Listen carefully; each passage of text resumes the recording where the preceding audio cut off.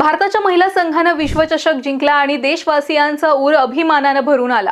अंतिम सामन्यामध्ये शेफाली वर्मा आणि स्मृती मंथना या सुपर हिरो ठरल्या। पण मंडळी, विश्वचषक जिंकण्यासाठी अंतिम सामन्यात पोहोचण्यासाठी महत्त्वाची फेरी होती ती सेमीफायनलची। भारतानं सेमीफायनल जिंकली म्हणून भारत विश्वचषकाचा अंतिम सामना जोमाने खेळू शकला आणि विश्वचषक जिंकू शकला। ज्या सेमीफायनलमुळे भारत अंतिम सामन्यामध्ये गेला त्या सेमीफायनलची हिरो ठरली होती जेमिमा रॉड्रिग्ज। सेमीफायनलमध्ये ऑस्ट्रेलियासारख्या तगड्या संघासमोर परिस्थिती अगदी हाताबाहेर चाललेली होती आणि त्यावेळी जेमिमा भारतीय संघासाठी जादूगार ठरली, कारण जेमिमानं 134 बॉलमध्ये 127 रन करत भारताला सेमीफायनलमध्ये जिंकवून अंतिम सामन्याची दारं खुली केली होती। जेमिमाचा 2025 पर्यंतच्या वर्ल्ड कपचा प्रवास हा काही साधा सुद्धा नव्हता। या प्रवासामध्ये होता तो म्हणजे प्रचंड संघर्ष, सततचे कष्ट आणि सोबतच मानसिक त्रास, तसेच कॅपेबल असून सुद्धा संधी न मिळण्याचं दुःख।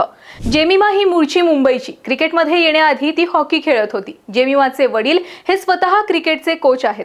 तिच्या वडिलांनीच 2007-08 मध्ये जेमिमाला MIG क्रिकेट क्लबमध्ये आणलं। MIGच्या मुलांच्या संघामध्ये एकमेव मुलगी म्हणून ती खेळली आणि पृथ्वी शॉ, अर्जुन तेंडुलकर सारख्या खेळाडूंसोबत तिने सराव सुद्धा केला होता। पुढे जेमिमा जसजशी क्रिकेटच्या रणांगणामध्ये उतरत गेली तसतशा तिच्या अडचणी सुद्धा वाढत गेल्या होत्या। कधी तिला टीम मध्ये घेतलं जात नव्हतं, तर कधी ऐन मॅचच्या आदल्या दिवशी तिला टीम मधून बाहेर करून राखीव खेळाडू म्हणून ठेवलं जात होतं।